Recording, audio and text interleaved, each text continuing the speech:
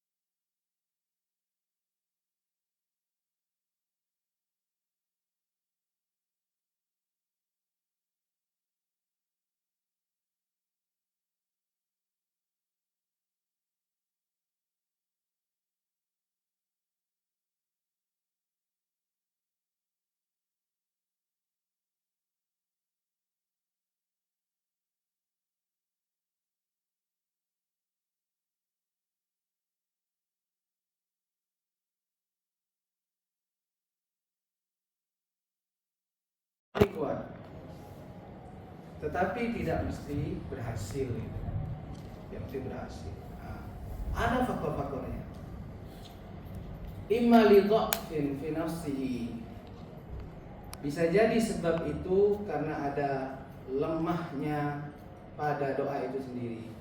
Seperti apa doa yang lemah? Bi an yakuna du'aan la yuhibbullah lima fina wa seperti doa yang tidak disukai oleh Allah. Doa yang tidak disukai oleh Allah. Seperti doa yang mengandung kebencian, mengandung permusuhan. Doa untuk memutus silaturahim. Doa keburukan. Ini doanya yang lemah kalau tidak dikabulkan oleh Allah. Wa imma li dha'fil qalbi ada iqbali ala Allah wa jam'iyatihi alaihi waqta du'a. Atau bisa jadi penyebabnya adalah karena lemahnya hati. Lemahnya hati. Hati tidak menghadap kepada Allah atau tidak fokus di waktu berdoa. Jadi doanya hanya di bibir saja. Hanya lafaz saja. Rabbana atina Ma'ina nas'aluka min ad-duyun. Ya Allah, lindungilah aku dari hutang. Tapi cuma di lisan tok. Hatinya enggak ada. Hatinya enggak hadir ketika melafazkan doa tersebut. Menyampaikan permohonan hanya di lisan, di hatinya tidak. Maka ini termasuk lemah di situ. Lemah pada hati orang yang berdoa. Banyak itu banyak sekali.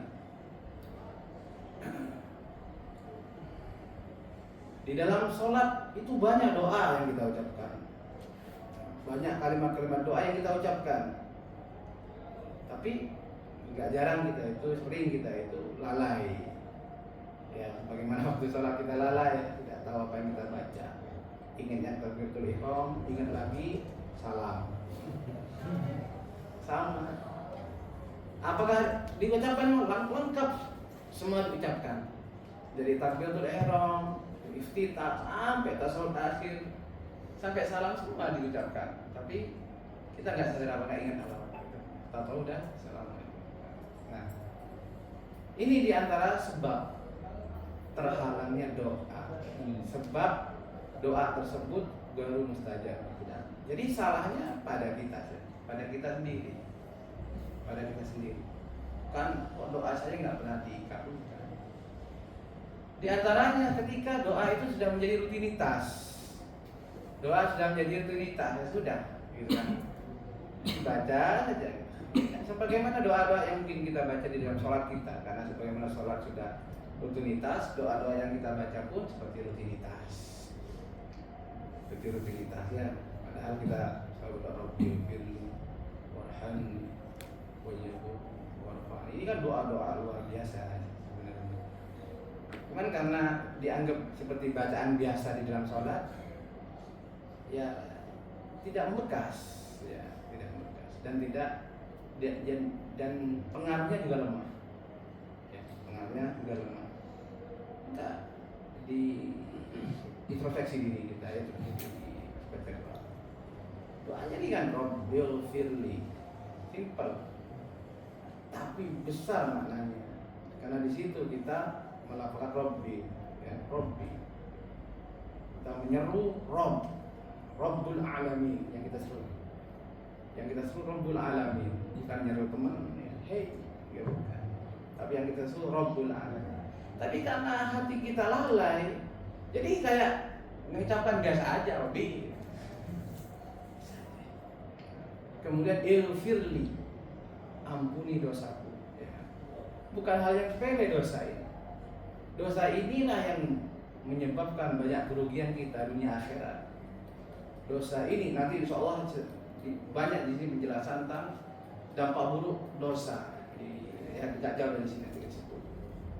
Baik dunia atau akhirat. Bagaimana dosa ini menghalangi rezeki, bagaimana dosa ini menghalangi kebahagiaan sesuai dengan kadar, bagaimana dosa ini menghambat orang berbuat ketaatan, bagaimana ini bahkan bisa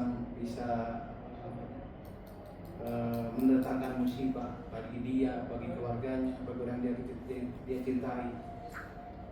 Belum lagi hukuman di akhirat. Nah, ini hal yang luar biasa, dan di satu sisi dosa kita banyak, dosa kita besar. Berarti dan tidak ada yang memberi dosa kecuali Allah. Maka kalimat Rabbil firli ini kalimat yang besar sebenarnya. Tapi mungkin ya kita semua, karena kalimat ini sudah kita baca, sering kita baca dalam sholat fardu aja 5 kali. Ada berapa rakaat? Setiap rakaat berapa kali kita duduk tasawuf itu.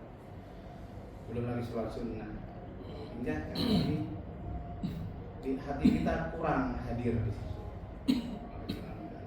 Nah, ini maknanya. Jadi di antara penyebab pengaruh doa itu berkurang atau bahkan tidak ada sama sekali, salah satu yang situ lemahnya hati tidak hadir, hati tidak menghadap Allah, dan hati tidak fokus kepada Allah Azza wa Jalla.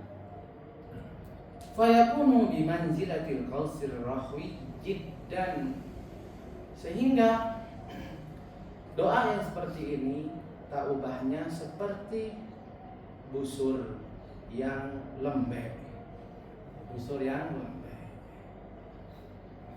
Fa inna as-sahma yakhruju minhu khurujan dha'ifan, maka anak panah yang lepas darinya lemah juga.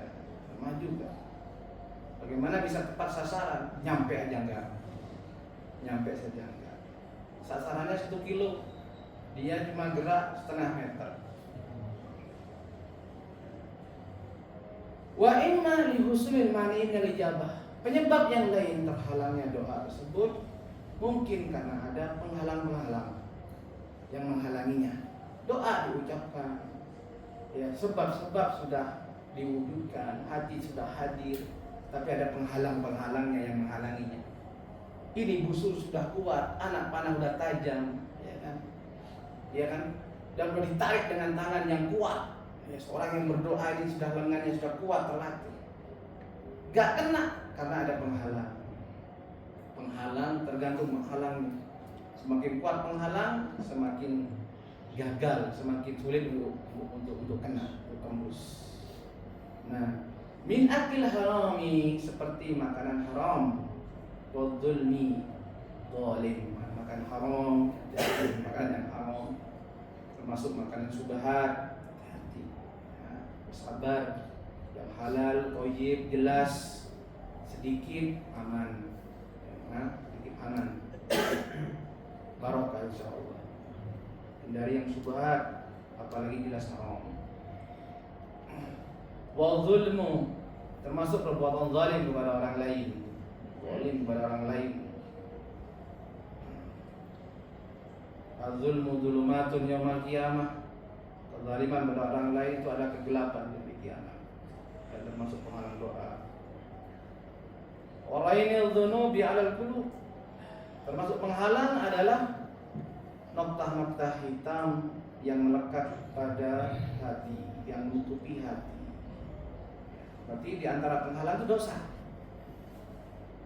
Di antara penghalang doa itu dosa. Dosa di antara salah satu penyebab terhalangnya doa. Jadi dia setiap dosa yang dilakukan hamba itu akan menjadi noktah hitam yang menempel di hati seorang. Semakin banyak, semakin menutup hati.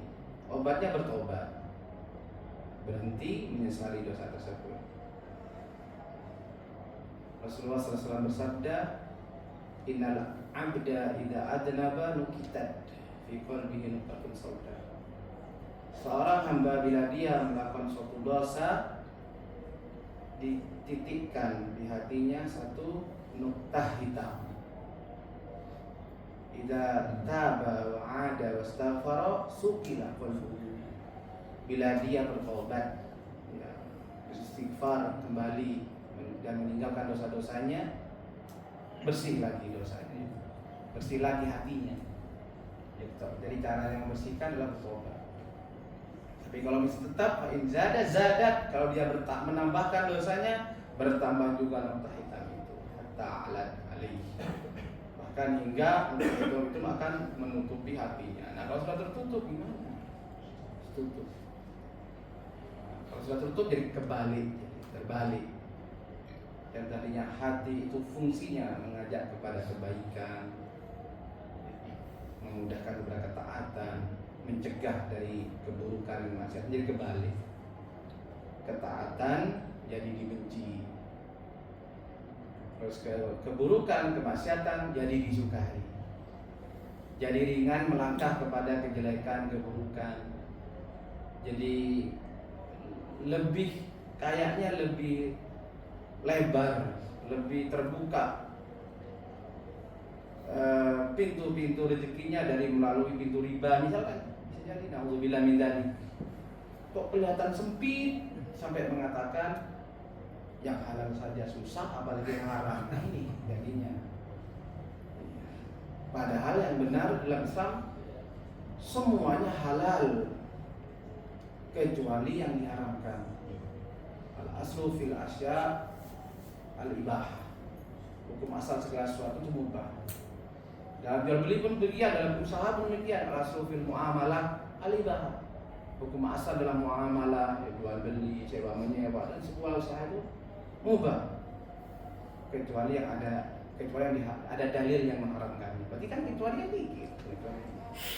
Tapi karena hati sudah tertutup, ya tadi apa yang punya dosa dikit, ya, jadi terbalik. Sehingga jadi kaidah, saking banyaknya ini tidak muncul kecuali karena mayoritas orang naudzubillah min dzalik seperti itu. Sehingga muncul kaidah apa tadi yang haram saja susah, apalagi yang naudzubillah min dzalik. Seperti ini. Kemudian dia katakan wastila'il ghaflah. Nah, di antara penghalang doa yaitu dikalahkan oleh kelalaian, wasyahwah, dikalahkan oleh syahwat. Syahwat itu keinginan-keinginan yang bertentangan dengan syariat. Keinginan-keinginan yang bertentangan dengan syariat. Itu ada pada setiap kita. Kita ada semua. Cuman bedanya ada yang dimudahkan untuk mengalahkannya. Nah, tapi sebaliknya ada juga yang diperbudak oleh syahwatnya. Kalau dijelaskan yang hak, yang benar, banyak alasan. Tapi kan harus begini, tapi. Ini riba, ini minjem riba. Dia bilang, tapi kan untung saya apa? Kalau nggak ada ini, untung saya mana? ketika syahwat mengalahkan dia, dikuasai oleh syahwatnya. Maka di antara penghalang doa ini istina'ul ghaflah wasyahawat wallah, dikalahkan oleh kelalaian, permainan-permainan yang melalaikan, wa ghalabatha 'alaiha. Baik. Kama fi mustadrakil hakim, itu tadi sebagian dari hal-hal yang dapat mengurangi, melemahkan atau menghalangi secara total ya, pengaruh dari doa, tergantung kuatnya tadi. Kama fi mustadrakil hakimi, sebagaimana terdapat dalam mustadrak kitab Mustadrakil Hakim min hadisi Abi Hurairah dari Nabi sallallahu alaihi wasallam, ud'u Allah wa antum muqinuna bil ijabati, berdoalah kalian kepada Allah dengan penuh keyakinan bahwa Allah akan mengabulkan doa. Nah, ini penting sekali. Berarti hati hadir dan yakin. Makanya di awal diingatkan, doa itu adalah di antara sebab yang paling kuat. Letakkan di awal. Letakkan di awal, doa sebab yang paling kuat. Nah, biasanya orang yang meletakkan doa menjadi sebab yang paling kuat, itu orang yang lemah, sudah nggak punya apa-apa. Nggak punya apa-apa, nggak punya harta, nggak punya kekuatan, nggak punya teman, nggak punya relasi, nggak punya kawan, sudah nggak ada lagi sudah. Dia sudah pasrah, nggak ada apa lagi, baru dia yakin doa yang paling kuat. Tapi kalau badan masih sehat, sehat, saya masih bisa. Saya bisa. Dia berdoa ya cuman ada kadarnya rutinitas. Habis sholat doa. Ya, antara azan iqamah dan azan dan iqamah kan namanya doa, yang sunnah doa. Dia doa ibadah nggak ibadah. Tapi masalah tembus atau nggak tembus, nah itu beda lagi. Jadi doa itu di satu sisi dia ibadah, satu sisi dia sebab memang. Ya, satu sisi dia ibadah. Artinya kapan kita berdoa itu ibadah kepada Allah Ta'ala, berpahala. Tapi di satu sisi dia sebab. Maka harus kita perhatikan juga hal-hal yang demikian, hal-hal yang seperti ini. Sama dengan Al-Quran, ya kan? Quran di sisi membaca ibadah. Tapi dia ada salah satu manfaatnya sebagai obat, sebagaimana kita bahas pada pertemuan yang lalu. Maka di antara fungsi Quran memang dibaca untuk mengobati, sebagai obat. Doa pun demikian. Kalau doa bahkan langsung doa pun demikian. Doa kita, kapan kita berdoa itu dinilai ibadah oleh Allah. Bahkan termasuk ibadah yang paling agung, karena menunjukkan kerendahan seorang hamba di hadapan Allah. Tapi di satu sisi juga kita tahu hikmahnya, dia adalah sebab yang nyata, sebab yang benar-benar nyata, dan bahkan sebab yang paling kuat. Maka kita hadirkan apapun keadaan kita, apapun, dan itu salah satu bentuk bukti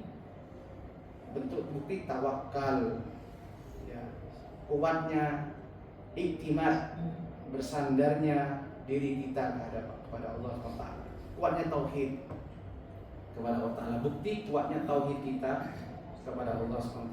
Dan kita terlalai dengan apa yang kita miliki, gitu kan. Kita punya kemampuan, kekuasaan dan sebagainya. Nah, sehingga merasa ini aman, gitu kan. Alhamdulillah, ini ada, itu ada. Saya sehat. Berdoa nggak? Berdoa, tapi doanya doa. Ya sudah, selesai. Insya Allah tulis dapat pahala. Tapi tembus Allah alam kurang. Makanya diminta hadirkan, yakin doa kita dijawab oleh Allah. Doanya orang butuh. Kita itu butuh. Baik. Ud'u Allah wa antum muqinuna bil ijabati. Berdoalah kepada Allah dan kamu yakin bahwa Allah akan mengijabahi doamu. Yakin Allah Ta'ala mengijabahi doa. Qala rabbukum ud'uni astajib lakum. Katakan wa qala rabbukum, dan Tuhan berkata, berdoalah kepadaku niscaya aku akan mengabulkan doa kalian. Ini janji Allah SWT. Pegang janji Allah, pegang janji Allah Ta'ala, yakin Allah akan mengabulkan doa kita. Wa'lamu anna Allah la yaqbalu du'aan min qalbin aqilin lahil. Ketahuilah bahwasanya Allah tidak akan mengabulkan, tidak menerima doa dari hati yang lalai. Allah tidak akan menerima doa dari hati yang lalai. Nah, sering kita ulang-ulang di sini, muamalah kepada Allah tidak sama dengan muamalah kepada sesama. Muamalah kepada sesama itu hanya yang kasat mata, yang dohir saja. Orang teman kita, teman kawan muamalah kita, teman interaksi kita itu melihat dari dohirnya kita. Kita ngomong apa, ya udah itu yang diterima. Sebagaimana partner kerja yang dilihat ya hasil kerja mana. Hasil kerja mana? Tidak dilihat apakah dia mengerjakannya tulus dari hatinya, ya kan? Atau waktu kerjanya dongkol, marah-marahin, nggak ridho sebenarnya, karena atasannya nyuruhnya dengan kerjakan hari ini selesai, kalau enggak ya sambil marah-marah. Itu antara manusia, atasan yang bilang oh bagus selesai, tapi muamalah dengan Allah tidak. Allah menilai pertama itu ada di hati. Yang Allah nilai pertama yang di hati. Karena asal ibadah itu dzullun wa ta'dhim. Ya, perendahan hati, ya, perendahan diri dan pengagungan kepada yang disembah. Itu tempatnya di hati. Ketunduan dan pengagungan. Ketunduan dan pengagungan itu mana? Ibadah. Kemudian itu diterapkan dengan anggota tubuh yang tampak, ditampakkan dengan sholat, ya, dengan haji, berbakti kepada orang tua, menghormati tetangga, apalagi menuntut ilmu dan sebagainya. Itu perwujudan dari hakikatnya yang ada di hati, yaitu ketunduan dan pengagungan. Dan itu makna tauhid. Keyakinan bahwasanya tidak ada yang berhak disembah selain Allah. Ya, dengan apa? Dengan ketunduan, merendahkan diri di hadapan Sang Pencipta dengan makna pengagungan. Ya, pengagungan itu kan merendahkan. Dengan apa? Dengan menjalankan perintah-perintahnya, menjauhi jangan larangan-larangannya. Yang itu tampak di zahir.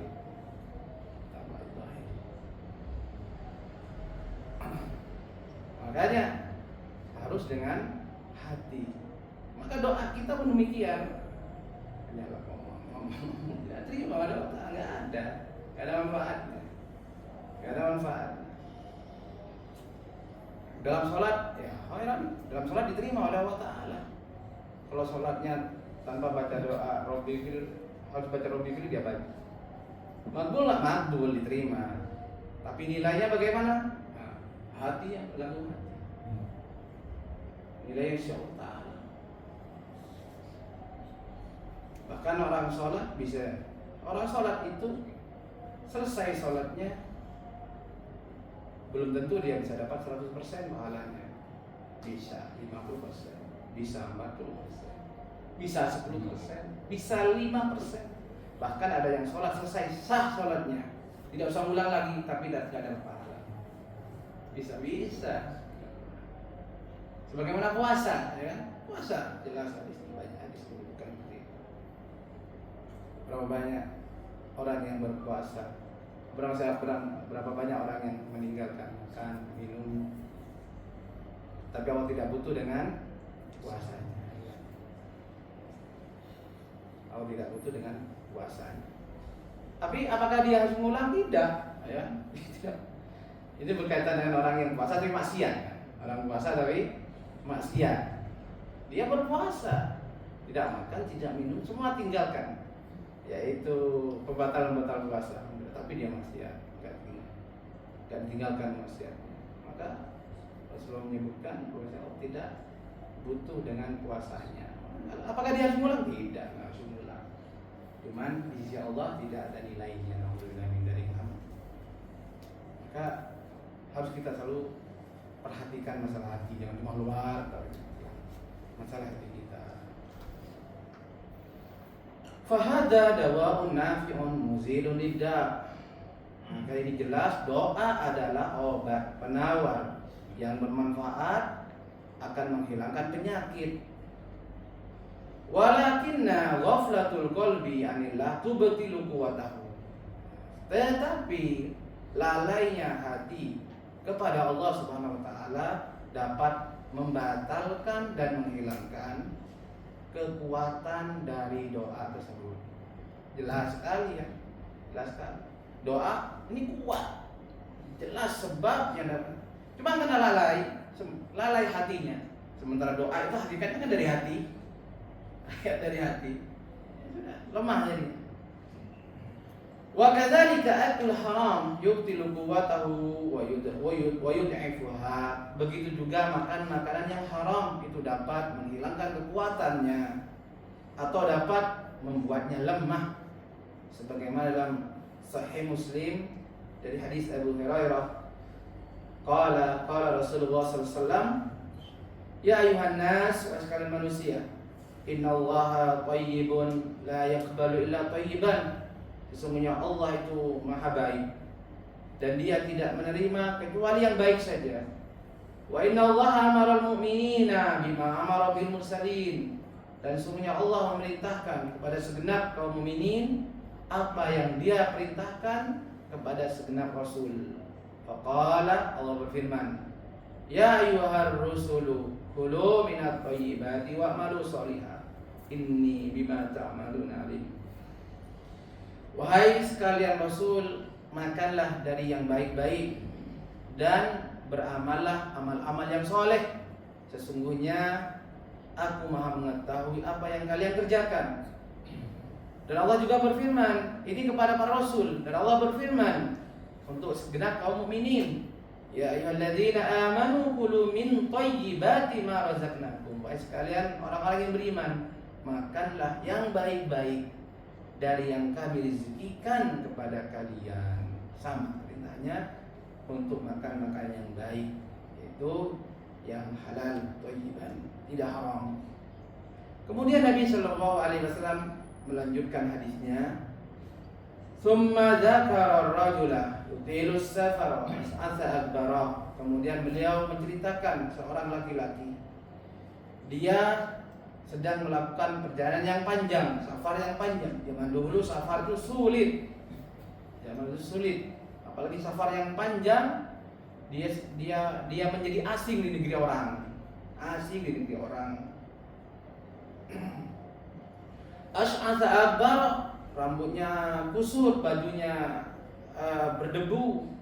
Yamuddu yadayhi ila sama. Dalam keadaan seperti itu, dalam keadaan sulit seperti itu, dia mengangkat kedua tangannya ke langit berdoa, ya Rabbi wa mat'amu haram. Kata Nabi sallam, meskipun dia berdoa dengan keadaan seperti itu, tapi makanan yang dimakannya haram, wa masrabu haram, minum yang diminum haram, wa malbasu haram, pakaiannya haram, wa ghudhiya bil haram, ya, nutrisi yang masuk ke dalam tubuhnya haram.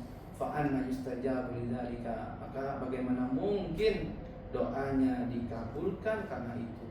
Jadi ini tegas juga ditegaskan Nabi sallam bahwasanya makanan yang haram adalah penghalang yang sangat kuat, yang sangat kokoh, ya, menjadi penghalang terkabulkannya doa. Wa dzakara Abdullah ibn al-Imam Ahmad fi kitab as-Suhdi li abihi. Abdullah ibn Imam Ahmad menyebutkan dalam kitab Zuhdi milik ayahnya Imam Ahmad, asoba Bani Israel bala. Diceritakan di situ bahwa pernah Bani Israel itu ditimpa suatu musibah. Fa kharaju makhrajan, lalu mereka pun keluar semua dari rumahnya, berkumpul di satu tempat. Jadi ada satu musibah yang menimpa mereka. Satu kaum ini ditimpa dengan suatu bala. Lalu mereka pun berkumpul di tempat di luar, keluar. untuk berdoa, bersama-sama. Fa'auhallahu azza wa jalla ila nabiyyihim an akhbarahum. Lalu Allah Ta'ala menyampaikan wahyu kepada nabi mereka agar dia mengabarkan kepada mereka, innakum takhrujuna lis-sa'id bi abdanin najisatin. Sesungguhnya kalian keluar berkumpul di tempat yang tinggi untuk berdoa dengan keadaan badan-badan kalian najis. Wa tarfa'una ilayya akuffan qad safaqtum bihaddima. Dan kalian mengangkat kedua tangan kalian, telapak tangan kalian, padahal telapak tangan tersebut banyak menumpahkan darah, menzalimi orang, membunuh orang. Wa mala'tum biha buyutakum minal haram. Dan dengan tangan-tangan itu kalian penuhi rumah-rumah kalian dengan harta-harta haram. Al-ana hina stadda ghadabi alaikum. Baru sekarang kalian, ini pengingkaran. Apakah dalam keadaan seperti ini sekarang kalian datang kepadaku di saat murkaku sudah sangat besar? Walan tasdadu minni illa bu'da. Maka tidak akan bertambah dariku kecuali semakin jauh, semakin mustahil untuk dikabulkan doanya. Lihat bagaimana tadi. Ini sebenarnya keadaan sudah di sini banyak, ada beberapa faktor dikabulkannya doa. Pertama, dalam keadaan terdesak, sedang turun musibah. Kemudian mereka semuanya ya bersama-sama berjamaah berkumpul di sana, sengaja berkumpul untuk berdoa. Ini menjaga sebab-sebab dikabulkannya doa. Tapi lihat bagaimana jelas-jelas Allah Ta'ala menolak doa mereka. Di antara sebabnya adalah kezaliman kepada orang lain, termasuk harta-harta haram yang mereka kumpulkan oleh kita. Nah, kemudian berikutnya, wa du'a'u min anfa'il adwiyah wa huwa aduwwul bala. Yudafi'u wa yu'alijuhu wa yamna'u nuzulahu wa yarfa'uhu aw yuwafifahu idza nazala wa wasilal mu'minin. Doa merupakan penawar atau obat yang paling mujarab, yang paling ampuh. Disebut paling ampuh seorang mukmin. Wa huwa aduwwul bala. Dia adalah musuh musibah, musuhnya bala. Doa itu musuhnya bala. Yudafi'uhu, di mana doa ini terhadap bala. Ya, terhadap bala itu ada kalanya dia menghalanginya. Sebelum datang sudah dihalangi sudah sebelum datang dihalangi. Wa yu'alidu, atau mengobatinya, yaitu ketika sudah menimpa dia doa dapat mengangkatnya. Wa yamna'u nuzulahu, dan mencegah agar tidak turun. Wa yarfa'uhu, dan mengangkatnya kalau sudah turun. Aw yukhaffifa idza nazal, atau meringankannya kalau sudah terjadi. Wa wasilahul mu'min, intinya doa itu adalah senjata orang yang beriman. Doa adalah senjata orang yang beriman. Namanya senjata dibawa kemana-mana. Senjata itu dibawa kemana-mana. Ini kalimat senjata ini bicara dalam keadaan di mana kita itu berada di tempat yang tidak aman. Emang kita pernah merasa aman dalam itu?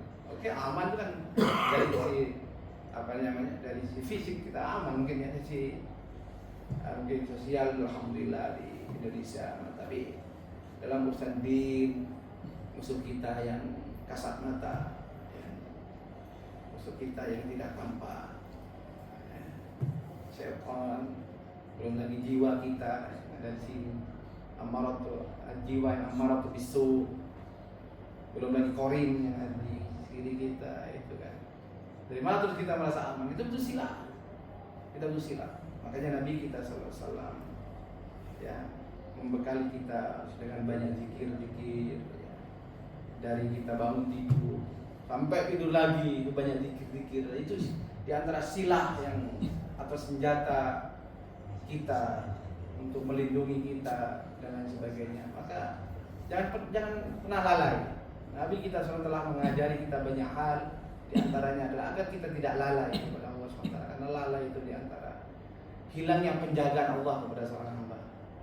Lalai itu di antara sebab hilangnya penjagaan Allah Ta'ala kepada seorang hamba. Maka jangan lalaikan zikir, apalagi dengan sengaja. Ya, mau masuk masjid, keluar masjid, masuk kamar mandi, keluar kamar mandi, habis subuh langsung pulang aja. Zikir dulu sejenak sebentar gitu kan. Cukup tambahin zikir paginya itu yang rutin. Nggak sempat semuanya ya, yang pokok-pokok aja. Lagi lihat bagaimana sayangnya syariat ini kepada umatnya. Bahkan dalam urusan sholat pun sampai tidak ada waktu sholat yang jaraknya panjang ya. Dari 5 sholat, jarak yang jauh itu kan, setiap jarak yang agak panjang itu disyariatkan sholat ya, karena sholat ini adalah zikir yang paling kuat, zikir yang paling agung itu sholat, zikir yang paling dekat, mendekatkan para hamba kepada itu sholat. Maka sholat paling bermanfaat, paling kita butuhkan.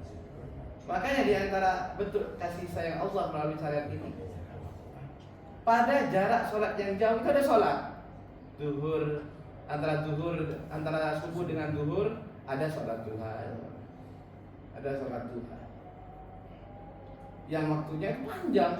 Waktu duha itu panjang sekali, waktu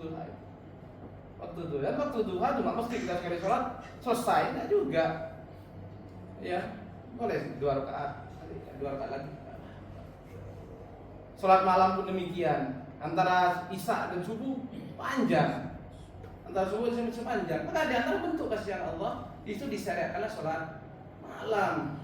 Sholat malam bentuk rahmat Allah kepada kita, bukan adab, rahmat. Karena kita yang butuh untuk zikir kepada Allah, untuk mengingat Rabbul Alamin.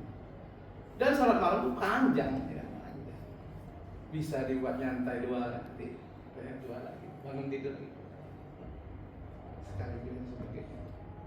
Begitu syariat ini adalah rahmatan lil alamin. Kalau kita renungkan, syariat ini rahmat. Syariat ini rahmat, bukan azab.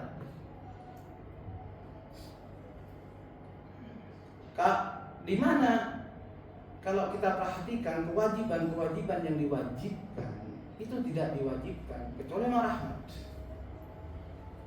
Ramadan datang, diwajibkan puasa. Rahmat wala adab?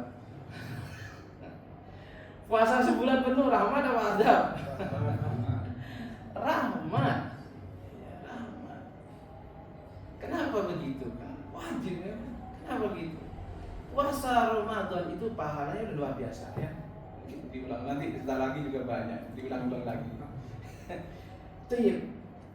Besarnya pahala Ramadan itu, besarnya pahala Ramadan, Allah Ta'ala dengan rahmatnya kepada hambanya tidak mau ada hambanya kelewatan dari pahala keutamaan puasa Ramadan. Maka diwajibkan.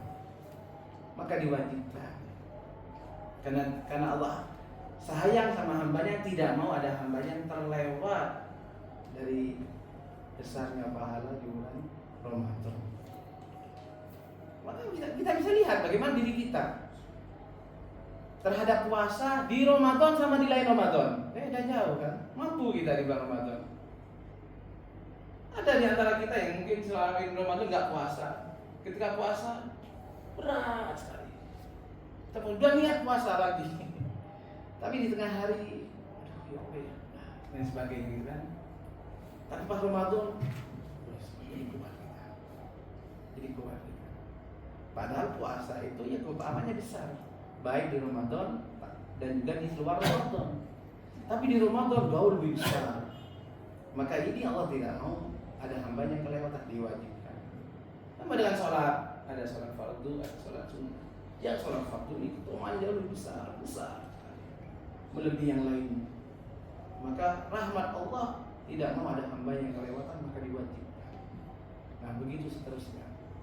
Bagi syariat ini adalah rahmat bagi hamba-hamba Allah Azza wa Jalla. Nah,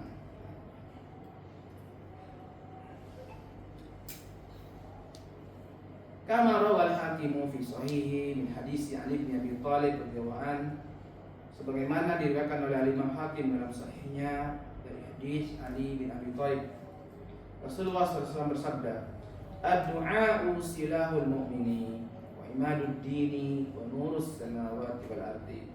Doa itu adalah senjata orang yang beriman dan tiangnya agama dan cahaya langit dan bumi. Walahu ma'al bala' thalath maqamat. Ini sekarang beliau akan menjelaskan tentang bagaimana fungsi doa secara, beliau akan menjelaskan dan memperinci fungsi doa terhadap bala. Terhadap bala. Ini fokus pada doa yang dipanjatkan ketika turun bala. Ahaduha an yakuna aqwa minal bala fayadfa'uhu. Yang pertama, doa itu lebih kuat daripada balaknya. Maka doa ini mampu menolaknya. Jadi doanya lebih kuat daripada bala. Maka balanya diusir. Itu logikanya seperti itu. Al-thani an yakuna ad'afa minal bala'i fayaqu alaihi al-bala. Yang kedua, doa lebih lemah daripada bala. Doa lebih lemah daripada bala. Jadi balanya mengalahkan doa. Fayusabu bihil abdu walakin qad yukhaffifu wa in kana dhaifan. Maka dalam keadaan itu bala akan menimpa seorang hamba. Tetapi doa yang dia panjatkan ya bisa mengurangi dan meringankan bala tersebut. Meskipun sedikit, meskipun lemah. Jadi doa selalu mendatangkan manfaat. Bisa jadi kalau tidak doa, bala yang menimpanya lebih besar. Lebih besar. Maka doa tetap bermanfaat. Yang ketiga, an yataqawama wa yamna kullu wahidin minhuma sahibahu. Yang ketiga, keadaannya bahwasanya dua-duanya ini sama kuat. Sama-sama kuat. Sehingga dalam keadaan seperti ini mereka bertarung. Nah, mereka bertarung saling mencegah di antara dua-duanya. Antara doa sama sama bala ini. Seimbang. Maka teruslah berdoa. Kuatkan, tambahkan doa kita, kuatkan doa kita, perbagus doa kita. Sehingga doa ini bermanfaat bagi kita, terutama dalam hal yang kita bahas seperti kata Ibnu Qayyim dalam menolak bala. Diriwayatkan dalam Mustadrak Al-Hakim dari hadis Aisyah radhiyallahu anha mengatakan, qala Rasulullah sallallahu alaihi wasallam, la yughni hadarun min qadarin. Rasa hati-hatian seseorang itu tidak dapat bermanfaat dan tidak dapat bermanfaat bagi dia dari takdir. Rasa kehati-hatian kita itu tidak bermanfaat dari takdir. Apa yang sudah ditakdirkan pasti menimpanya. Itu maknanya seperti itu. Wa du'a'u yanfa'u mimma nazala wa mimma lam yanzil. Beda dengan doa. Adapun doa itu bermanfaat. Doa itu bermanfaat baik bagi musibah yang sudah terjadi ataupun yang belum terjadi. Nah, bedanya. Jadi itu beda seperti itu. Ini peringatan bagi kita. Kadang-kadang kita hati-hati, benar nggak hati-hati? Benar, hati-hati di antara usaha. Hati-hati itu di antara usaha. Tapi di sini tegaskan doa lebih bermanfaat daripada berhati-hati. Doa lebih bermanfaat daripada berhati-hati. Wa innal bala la yanzilu fayalqahu du'a fayatali jai yaumil qiyamah. Wa innal bala, sesungguhnya bala itu ya benar-benar akan turun. Bala yang telah ditakdirkan benar-benar akan turun. Lalu doa akan menghadapinya. Ini kata Nabi SAW, doa akan menghadapinya. Lalu keduanya akan bertarung sampai hari kiamat. Begitu hakikatnya. Jadi ini penegasan sekali lagi dari Nabi kita SAW, bahwasanya pengaruh doa itu nyata.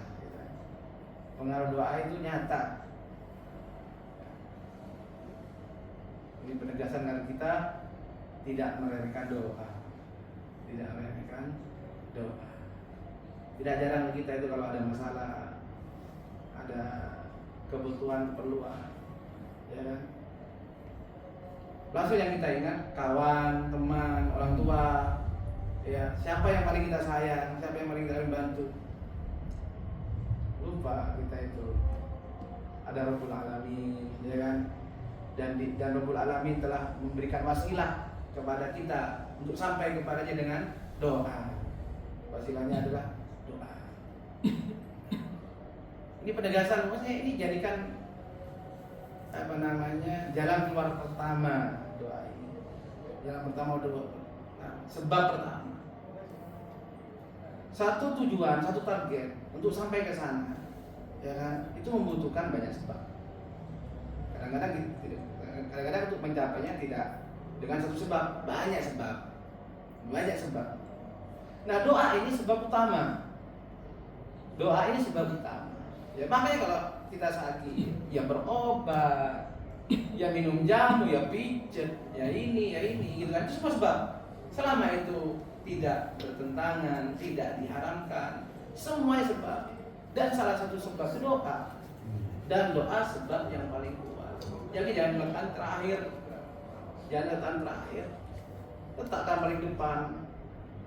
Ya kan? Saya sudah sering letakkan depan Ustaz, tapi masalahnya kita ketika terdepan kurang yakin.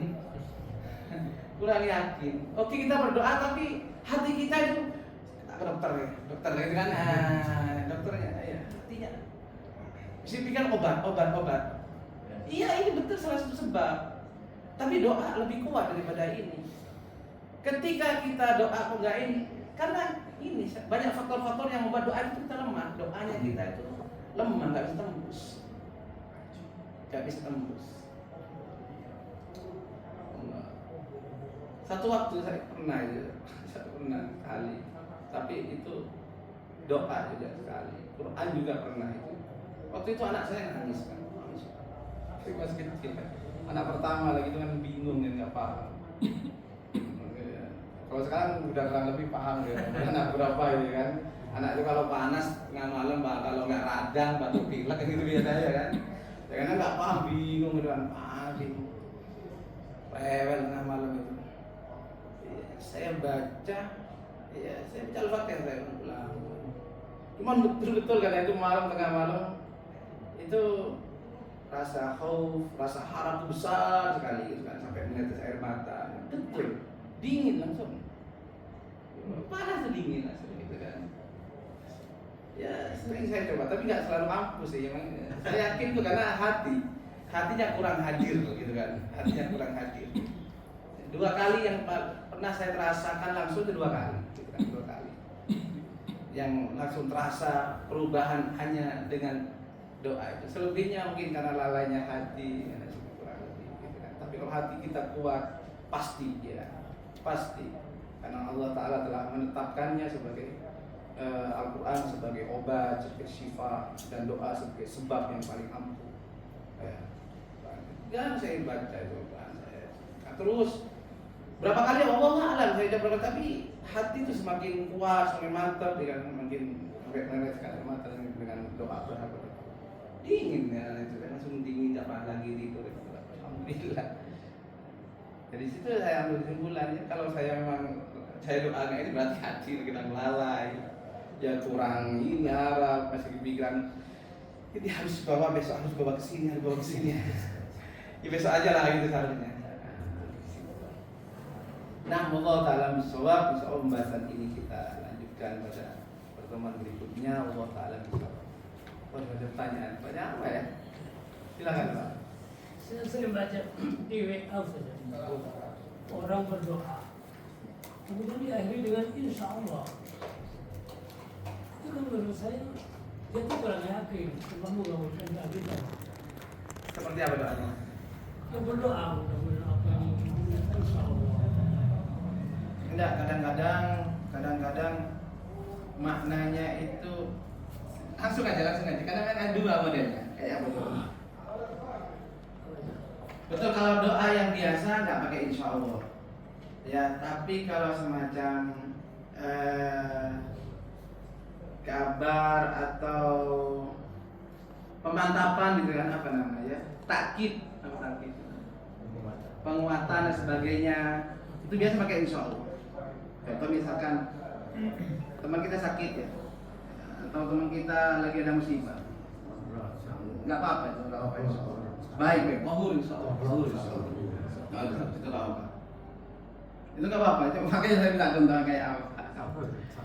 Memang betul sebagian ada bentuk-bentuk doa itu, harapan-harapan itu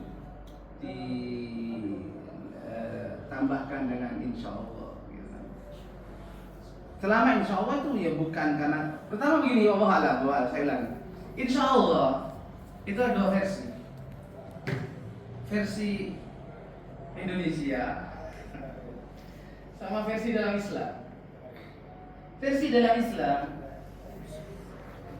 ya tidak seperti di Indonesia. Kalau di Indonesia insya Allah itu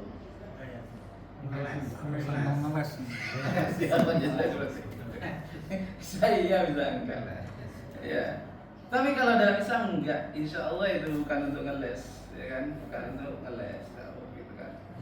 Kalau Allah menghendaki, karena memang semuanya tergantung kehendak Allah Azza wa Jalla. Allah. Langsung nanti silakan teksnya aja kayak apa nanti. Oke. Contohnya aja nanti. Barakallahu fikum. Oke. Cukup ya? Cukup. Subhanallah. Jika Assalamualaikum warahmatullahi wabarakatuh. Waalaikumsalam warahmatullahi wabarakatuh.